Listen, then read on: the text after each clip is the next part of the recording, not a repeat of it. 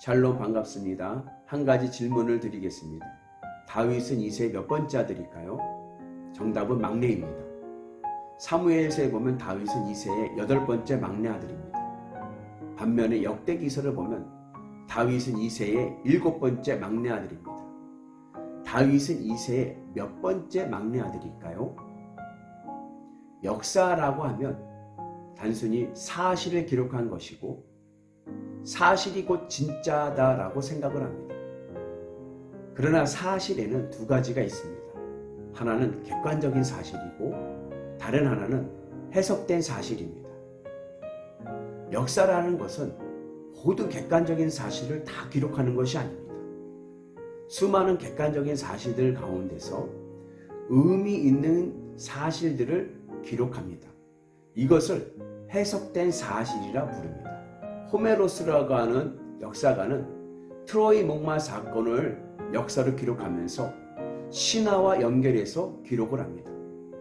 그가 아주 재미난 이야기를 했는데 그것은 역사는 객관적인 사실을 기록한 것이 아니라 의미 있는 사실들을 기록하는 것이고 의미 있는 사실을 위해서 그 객관적인 사실을 각색하거나 과장하는 것은 정당하다.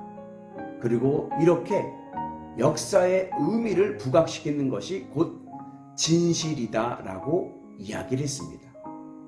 그래서 역사는 사실을 기록하는 것이 아니라 진실, 곧 역사의 의미를 전하는 것이 중요하다라고 이야기를 합니다.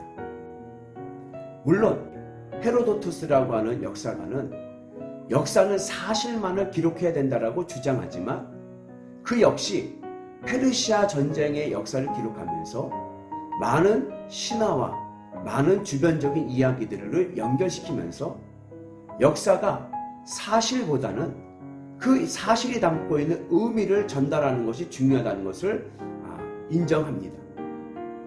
성경도 객관적인 사실을 기록한 것이 아니라 의미 있는 사실들을 진실로서 말씀하고 있습니다. 이러한 고대 역사가들의 역사 이해는 과학적이고 실증주의를 살고 있는 현대인들에게는 왜곡으로 들려질 수 있습니다. 그러나 사실 모든 역사는 객관적인 사실을 담는 것이 아니라 의미 있는 사실들을 해석된 채 기록되기 때문에 역사는 진실을 담고 있는 것이지 사실을 담고 있는 것이 아닙니다. 성경에서 다윗이 7번째 아들이냐 8번째 아들이냐 이것을 객관적인 실증주의적인 입장에서 보면 둘 중에 하나는 틀렸고 둘 중에 하나는 맞았지만 그러나 진실의 입장에서 보면 둘 다 맞습니다. 역대기서에서 다윗을 7번째 막내 아들로 기록한 이유는 다윗은 하나님이 창조한 인간들 중에서 가장 위대한 인간이기 때문에 그렇습니다. 그래서 다윗은 하나님의 숫자 7, 7번째 아들입니다. 반면에 신명기 역사 속에서 기록된 사무엘서에서 다윗은 하나님 앞에서 죄인입니다.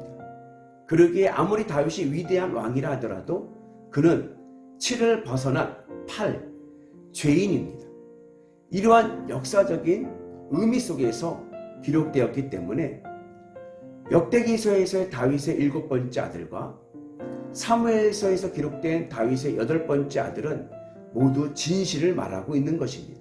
그래서 성경에서 동일한 사건이 다르게 기록된 본문을 보게 되면 그 이유는 두 가지입니다. 하나는 역사를 기록한 저자가 다른 역사적인 자료, 정보를 가지고 기록했거나 아니면 역사적인 의미를 부각시키기 위해서 기록했기 때문에 그렇습니다. 성경은 단순히 객관적인 사실을 기록한 과학책이 아니라 그 역사 속에서 섭리하시는 하나님의 뜻을 드러내는 하나님의 역사의 의미를 전달하는 하나님의 말씀입니다. 진실입니다. 그래서 우리가 성경을 읽을 때 우리는 어떠한 실증적인 입장에서 무엇이 옳고 무엇이 그르다 왜곡의 입장에서 보는 것이 아니라 하나님이 역사하시는 그 역사적인 의미를 깨달으며 성경을 읽어야 되겠습니다.